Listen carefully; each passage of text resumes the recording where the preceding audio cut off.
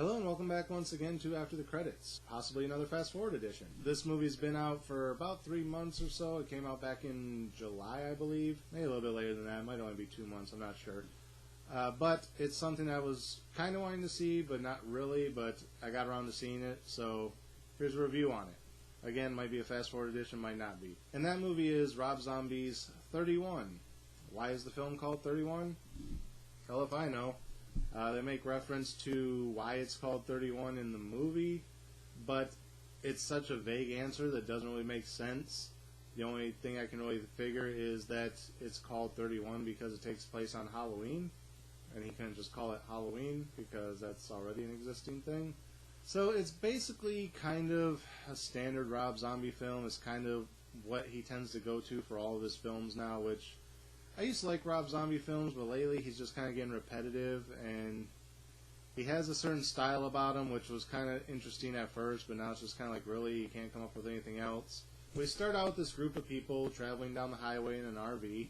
They stop at a rundown gas station in the middle of nowhere, have a confrontation with the locals. They kind of go about their business. They don't really make too big of a stink with the locals, but you can kind of tell that something's not quite right here because it's a small town in the middle of the desert. So then a random woman comes up and starts questioning one of the guys, and she's being real obvious that she's up to something, and the guy kind of takes it as flirtation, which is kind of odd, because if somebody came up saying this shit to me, I'd be like, what are you up to? But yeah, she kind of comes up, and at first she's kind of flirting with him, and then she's like, oh, are you guys hunting? And he's like, no, we're just traveling. She's like, oh, so you don't have any guns in there? And he's like, no. And then she's like, oh, okay, well, I'll see you guys later, and kind of fucks off. And it's like, you know, if someone came up to you and said something like that, you'd kind of be like, okay, something's going on here. Maybe we should kind of prepare for something might be happening, even though it probably won't, but let's be on the safe side here. But no, they're all dumb fucks, so they go on about their journey down the highway, and they come up to a roadblock. Kind of, you know, it's a little bit later now, so it's dark out, but there's just a bunch of scarecrows standing in the middle of the road.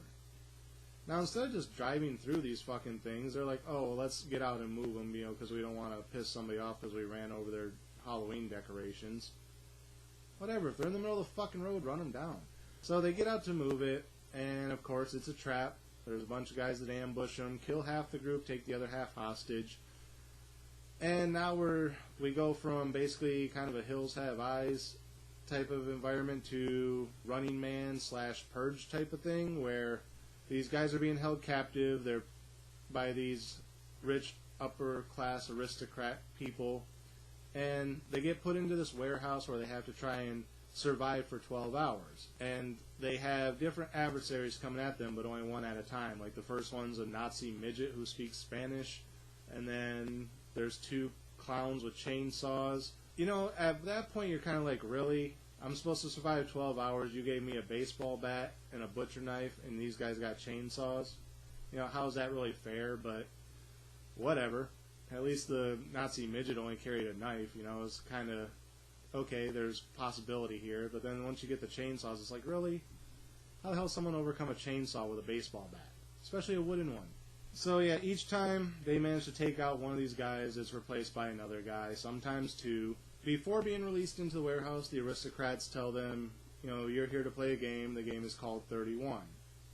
That's it. That's all the explanation we get for why this is called 31. What is 31? 31 is war, and war is hell. So welcome to our little branch of hell. That's all they say. What kind of fucking explanation is that to why your fucking movie's called 31?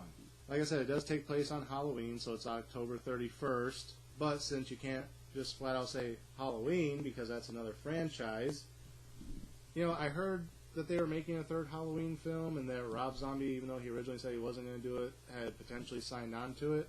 Is this the 3rd Halloween film? Are you doing like John Carpenter originally did, where he broke away from the Michael Myers character for the 3rd one and did Season of the Witch? Is this your Season of the Witch? Whatever. So the group slowly gets whittled down, but each time, you know, they manage to take out, you know, like they kill a guy, and then one of theirs gets killed. They kill a guy, one of theirs gets killed, whatever. And, of course, throughout the whole thing, these rich aristocrats keep giving odds on the players based on, like, their injuries and how strong they are. You know, like, the black guys get a lower percentage because they're more likely to make it out alive. So it's like 40 to 1 for him, but then the little skinny blonde girl, who's kind of, doesn't look like she could do a whole lot, has like 1,000 to 1 odds. But then, like, as they see that she's the one kind of kicking ass, her odds drop to like 300 to 1. And then, like, when someone gets injured, like takes a knife to the ribs or something, but is still managing to hold on, his odds suddenly go to 1,000,000 to 1 because he's possibly going to just die from blood loss. As the movie goes on, actually even before that, just because it's a Rob Zombie film, you kind of know that it's going to lead to the little blonde girl, played by Sherry Moon Zombie, Rob Zombie's wife, who he puts in every one of his films and tries to make a center point of the film. Of course she's going to be the one to survive. So, little by little, everyone gets picked off, and of course, spoilers, Sherry Moon Zombie makes it to the end, manages to outlast the 12 hours, and then she's let go.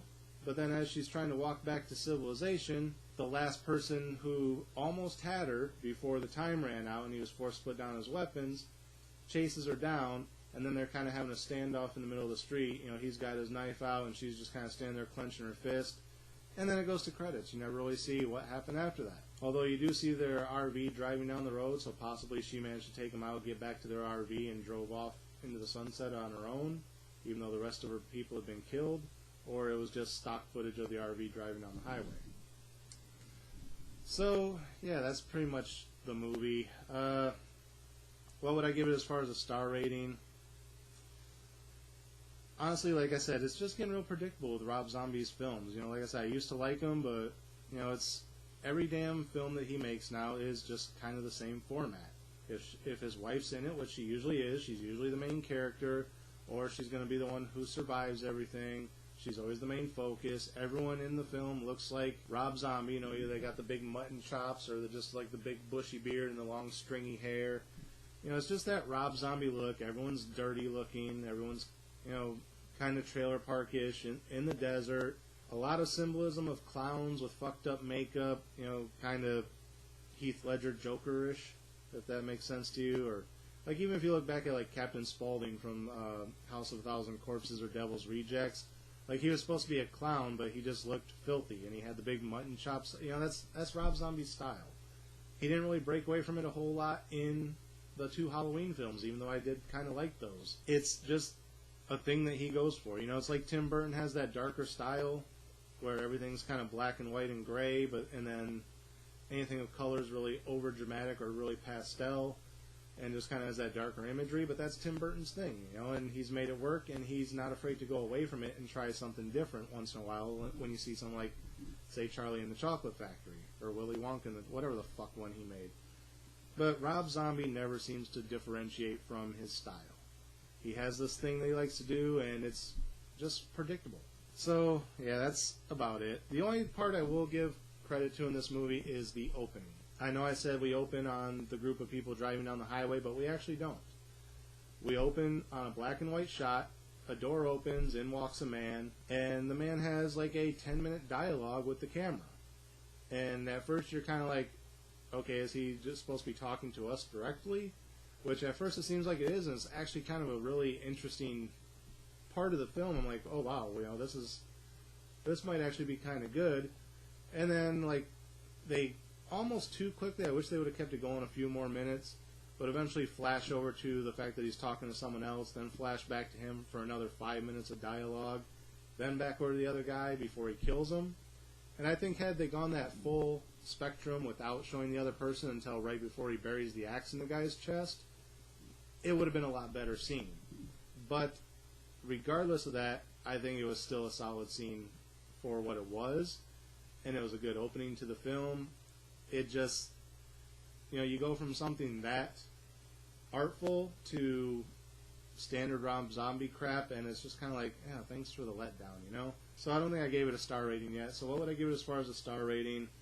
It was better than that last Rob Zombie film I watched. What was it, Lords of Salem? Or, yeah, I almost said Lords of Dogtown, but that was a different movie about skateboarders. It was better than that one, at least. At least I could follow this story. I don't know. I guess I'm just kind of done with Rob Zombie stuff. Whatever. Star rating, I don't know, 2. If you like Rob Zombie films, you might like it, but it's just cliche Rob Zombie shit now. I mean, other than that opening segment, and that's honestly the only reason I'm giving it a 2, is because, actually I'm going to give it 2.5 just because of that opening segment. It doesn't deserve to be a middle of the road, even though it's just a standard Rob Zombie film. It deserves to be less than that, but I really love that opening, 10 minutes before everything kind of got into the normal Rob Zombie film. I just wish it had been structured a little bit differently and not cut to the other person so quickly. So yeah, I give it a little bit of a bump for that. So we're going to go with a 2.5 on 31. So that's it. Nothing else to say about it. If you like Rob Zombie films, check it out. But it's just kind of cliche. So there you have it. That's my review of 31. Again, as always, thank you guys for watching. Remember, like, comment, subscribe, share the video. Links are in the description. And until next time, we'll see you after the credits.